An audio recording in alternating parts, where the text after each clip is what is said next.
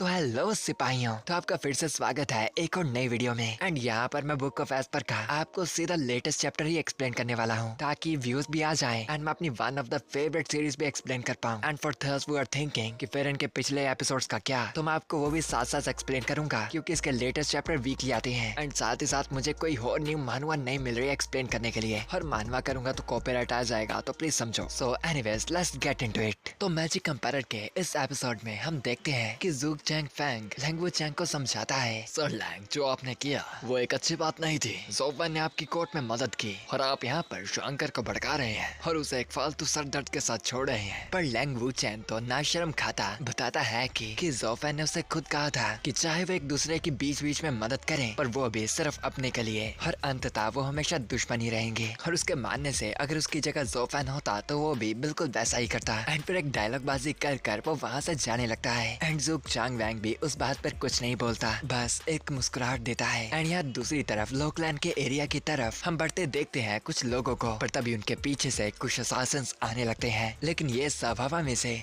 ओल्डली और उसके दो एल्डर्स की गैंग देख रही थी। एंड फिर वो मास्क डाले हुए लुटेरे वहाँ पर प्रकट हो जाते हैं, जिन्हें देख ओल्डली बाकी दो एल्डर्स को बताता है, ये परफॉर्म हेवन एक्सपर्ट एकदम नॉर्मल नहीं है, तो अपना कोई भी हमला सावधानी से करना। पर ओल्ड लेडी उसे बताती है कि ये परफाउंड हेवन एक्सपर्ट लेवल की टोली उनका बाल भी बाका नहीं कर सकती, क्योंकि आखिर इस दुनिया में ज़ोफन जैसा कौन ही होगा जो अपने आप से काफी ज्यादा शक्तिशाली लोगों को टक्कर दे पाता था। एंड वो दोनों एल्डर्स उन पर हमला करने चल पड़ते हैं, पर ओल्डली वहीं पर हवा में रुकता है। एंड लोकलैंड के फायर और आइस लॉर्ड्स को देखकर वो परफाउंड एक्सपर्ट भी सावधान हो जाते हैं। एंड अपनी जवानी का खौफ दिखाती वो आइस लेडी उन पर अपने बर्फीले हमले करती है। एंड अपने आप से इम्प्रेस होती बताती है कि जैसा कि उसने सोचा था कि ये परफाउंड लेवल के उनका कुछ भी नहीं बिगाड़ पाएंगे, यहाँ पर बिल्कुल वैसा ही हुआ। एंड उसका हस्बैंड ओल्ड मैन भी उसकी तारीफ करता, ओल्डी का मजाक उड़ाने लगता है कि वो इन कमजोर से बंदों से डर गया। एंड यहाँ ओल्डी सोच रहा था, मुझे आखिर ऐसा क्यों लग रहा है कि ये लोग उतने कमजोर नहीं जितने दिख रहे हैं। एंड फिर तभी वो सोल्जर्स जिन्हें शुएक्विंग ने मार दिया था वापस से ठीक हो जाते हैं और लड़ने के लिए तैयार भी। और हंसते हुए वो बताते हैं कि लोकलैंड के आइस और फायर लॉर्ड्स एकदम ही फट्टू निकले।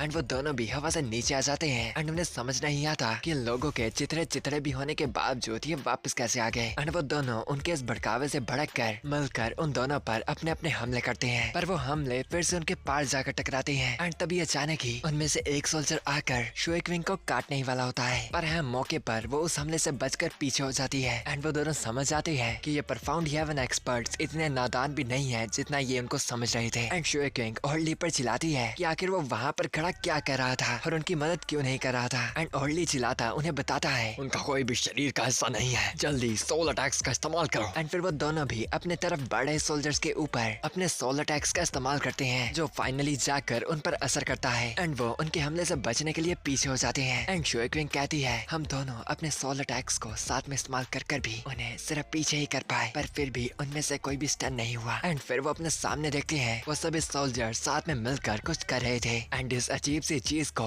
ओल्डली पहचान लेता है कि ये यूनिटी टैक्टिक था, क्योंकि ऑफ कोर्स उसने भी इसे पहले एक्सपीरियंस कर रखा था उन 4 डिमोन्स के खिलाफ। एंड फिर वो मिलकर उन दोनों एल्डर्स पर हमला कर देते हैं। एंड वो भी अपने आप को डिफेंड करने के लिए अपने हमले करने के लिए बिल्कुल रेडी हो जाते हैं, पर उनके अटैक्स का असर उन पर बिल्कुल भी नहीं हो रहा था। एंड ये बात उन्हें बिल्कुल भी समझ नहीं आती। एंड तभी ओल्डली उनके सामने आ जाता है एंड अपने रेथ स्टाइल थर्ड मूव का इस्तेमाल करता है। एंड उसका वो सोल अटैक इतना ज्यादा शक्तिशाली था कि उनकी तरफ बढ़े सारे लोग ही मारे जाते हैं। एंड ये जानकर कि एक सोल मार्शल आर्ट थी, वो उससे पीछे हो जाते हैं। एंड अब ओल्डली उन्हें खुले में चैलेंज करता है, पर कोई भी अपनी माँ का सका बेटा आगे नहीं बढ़ता। एंड शुएक्विंग ओल्डली की तारीफ करती उससे पूछती है, तुम्हें एक सोल मार्शल आर्ट भी पता थी, आखिर फिर हमने तुम्हें इसे कभी भी इस्तेमाल करते क्यों नहीं देखा। जिसपे ओल्डली उसे बताता है, क्या हुआ, मुझसे जेलस हो गए। जब हमने लोकलैंड को ज्वाइन किया था, स्टीवर्ट ज़ो ने हम सबको एक मैजिक आर्ट दी थी जो हमारी ताकत से मिलती हो, और ये मेरा नेक्रो ड्रैगन स्पीच एक साउंड मार्शल आर्ट है, पर अंततः ये एक बॉडी मार्शल आर्ट भी है। और क्योंकि तुम दोनों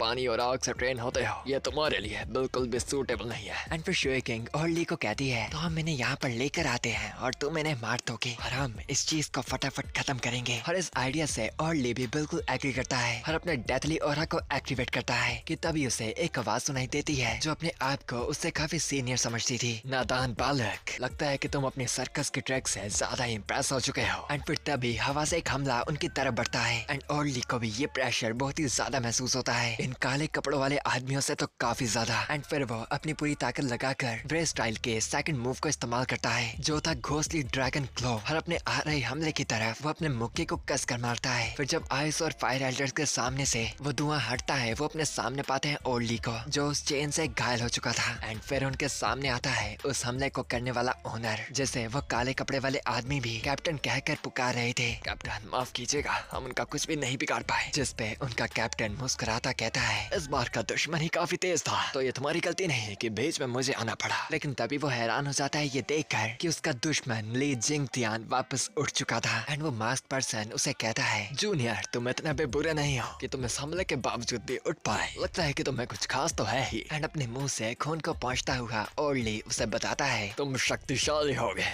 पर एथर स्टेज में अभी भी नहीं हो। हर्टियानु के बादलों के अंदर अंदर ऐसा कोई भी पीक में रेडिएंट एक्सपर्ट नहीं है जो मुझे एक ही वार में मार पाए। एंड ये उसकी साफ साफ उस मास्क पर्सन को चुनौती थी। एंड आगे क्या होगा ये जानने के लिए आपको वेट करना पड़ेगा इसके अगले एपिसोड का। एंड जब तक इसका अगला एपिसोड आएगा मैं आपको इसके पहले एपिसोड्स भी साथ साथ में एक्सप्लेन करूंगा। तो जाने से पहले वीडियो को लाइक एंड शेयर और चैनल को सब्सक्राइब करना बिल्कुल भी मत भूलिएगा। Anyways for now bye, good bye, sayonara, जाना।